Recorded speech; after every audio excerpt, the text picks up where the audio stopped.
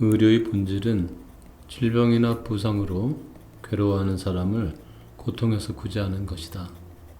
제 기능을 발휘해야 할 신체가 제대로 작동하지 않을 때 신체의 기능을 되살려 고통에서 벗어나도록 돕는 것이 의료의 본래 목표다.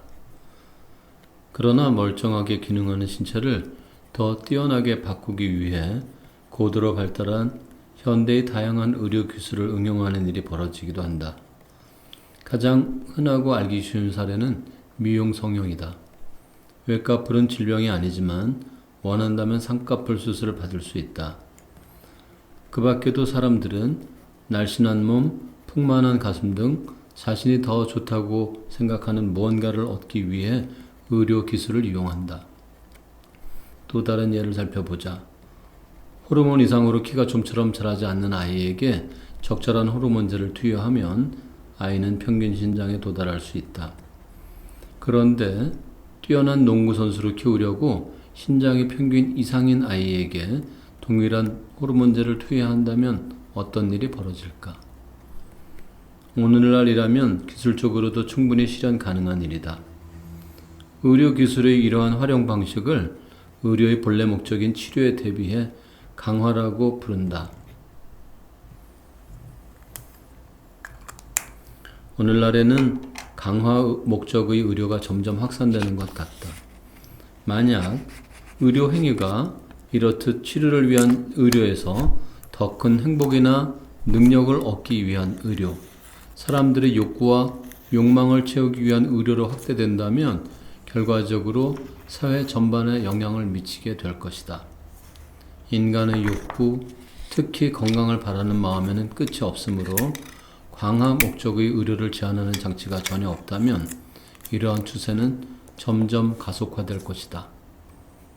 그렇다면 그 너머에는 무엇이 기다리고 있을까? 일례로 서론에서도 이야기한 아이를 선별하는 문제에 대해 먼저 생각해 보자. 최근 태아의 염색체를 검사하는 새로운 방식의 출생 전 진단이 급속도로 보급되어 임신의 조기 단계에서 보다 정밀하게 뱃속 아이의 선천적 이상 여부를 확인할 수 있게 되었다. 그로 인해 임신부가 감당할 리스크는 좀 더 줄어들고 아이에게 장애가 있는지 없는지도 좀 더 정확히 판별할 수 있게 되었다. 이는 분명 의학의 승리라고 말할 수 있다. 그런데 만약 다운 증후군인 아이가 태어날 확률이 높다는 판정이 내려지면 어떤 일이 생길까? 실제로 아이에게 특정 장애가 있다는 말을 듣고 낳기를 포기하는 임산부의 사례도 적지 않다.